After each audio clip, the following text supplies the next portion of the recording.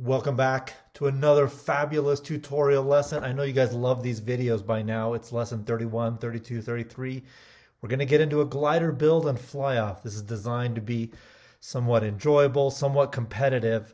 You're going to take your GE3 design and you will be cutting it out of foam, and we're going to go fly them down in F1 as gliders. I'm Lieutenant Colonel Nadal Judah, and I hope you will heed these lessons because these slides, there's two slideshows for lessons 32 and 33, the glider build fly off. These slides are put together from a lot of lessons learned, and I trust that you will take this advice seriously. So it's a bit of an arts and crafts day mixed with some trigonometry and cutting and pasting, and it's designed to be a little bit enjoyable, but I've seen some students get a little flustered by it if they're not prepared. So we're going to meet in 5J12 on both lessons 32 and 33. On the first day, come in OCPs and definitely wear your flight suits for the fly day. This is what it's going to look like. You're going to take your GE3 design where it's at the time. It's not finished. We get it. You want to make it as efficient as possible, though, by the time you get to this part of the class. We're going to trace it out on paper, or you're going to trace or scale it out and draw it on paper. We're going to take that traced image, transfer those dimensions to some Depron foam. We're going to cut that out, and then we're going to create some tails from your design, and we're going to put together an airplane that you see. You can see the evolution here on the slides, moving from left to right.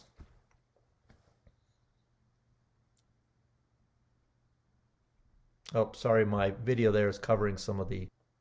Once you have the GE3 close, your biggest challenge will probably be scaling down the design. So generally a rule of thumb is to take your dimensions of length and divide by 2. That'll both scale it and convert it to inches. For example, if you were to take the fuselage length from Jet10, for example, 60 feet, and divide by 2, that would be 30, and we just changed feet for inches, and your 60-foot fuselage length will now be 30 inches length. You do the same for wingspan. You'll do the same for the other dimensions that you require length and width for. And I'll demo this for you at the beginning of class as well. Be familiar with SOHCAHTOA. You'll definitely need that again. How do you get span? Don't forget you have aspect ratio and area from the main page. If you go to the geometry tab at the top, there are some lengths that are highlighted, both exposed and not exposed. If you look carefully at the detailed drawing in Jet10 on the main page, the wings and the tails penetrate inside the fuselage depending on which ones we're talking about and how they're mounted. So we talk about exposed root, exposed half span, tip chord, and tip span. To get the most accurate results, you want to use the tip chord and span that I've highlighted for you here in this box. These are your dimensions of the actual airplane in Jet10. To get the glider dimensions, you'll divide by 2, and that becomes your lengths in inches. Don't forget span measures wingtip to wingtip or tail tip to tip. If you look here at some of the dimensions, you'll see that in the main page, a lot of the major components are broken down either by planform area, aspect ratio, length, widths, etc. This is where you'll get a lot of that data. For your vertical tails, both tilt and dihedral are also contained on this part of the design page. So these are sort of the dimensions you'll need. From here, you can generally design or build the rudimentary glider outer mold line that you'll need to trace and then transfer to the foam. This is the basic outline. Once you have these dimensions, you can literally just connect the dots, comparing what you've designed and transferring that onto the paper. The tail is a separate process. We'll talk about that in class as well. You do not trace that out because it has a vertical projection from what you're watching looking straight down onto the page. That vertical projection isn't represented properly, so we have to do that separately. Here's an example of sort of what you're looking for. You want to have the dimensions scaled as I've demoed for you here. You need the angles for the sweep of the leading edge, the trailing edge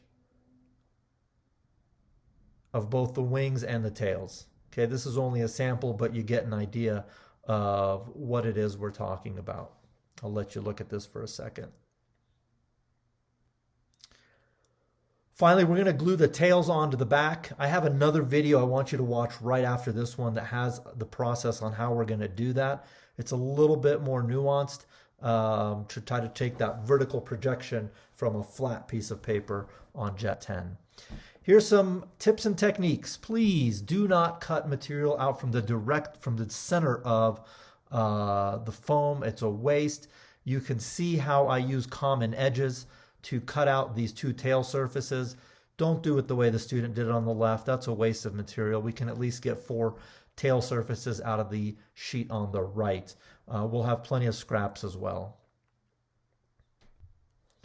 Again, this student on the left cut his plane out from the center of the foam.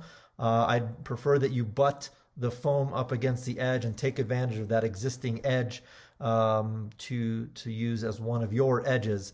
And I'll demo that for you as well tomorrow morning. Be careful. This student took her knife and cut right through the cord of the hot glue gun. There was a loud spark and a popping sound. We all got a little startled, but thankfully it wasn't too bad. But be mindful of your workspace, please. The saw is used for cutting the balsa wood fuselage stick. This is how the balsa wood fuselage stick is oriented on the airplane. It's actually mounted in vertical, and it gives it that stiffness. Remember the I-beam discussion we talked about in the wing? If you mount it flat, you don't get the stiffness you need, and it gives you something nice to grab onto before you're ready to throw. So the best way to do this, draw a center line right down the middle that's equidistant all the way. Put some glue down on top of that, and then adhere the fuselage stick. Talking about throwing, how do you throw this airplane? The best way is to put it in front of you, have it slightly nose down, find an aim point way down the hallway, or in F1, the red curtain on the stage. And then you want to throw it on attitude, on airspeed. This takes a lot of practice to get it just right. You might need to adjust your center of gravity with clay or a binder clip to keep it from porpoising, pitching up, or pitching down wildly. If you find that it's pivoting or turning left and right too much, you can add a little bit of tape. You can twist the wings and do what you need to correct for that. But whatever you do, please don't throw it like a football. I'm sure many of you will try. I've seen it before. Here's a couple of our winners that landed on the stage. You can see the giant piece of clay they used as a center of gravity adjustment to the front. Unfortunately, the gentleman on the right, lost his tail there in a collision with the stage. We will have a toolkit and some repair supplies at F1 the day of the fly-off. Here's a couple more, actually 5 more of our stage flying aircraft that made it all the way down to the stage in F1. Watch the next video. You'll kind of see some videos of what I'm talking about for the flying, as well as some more additional tips and hints. Thank you so much, you guys. Enjoy, take care, have a good night.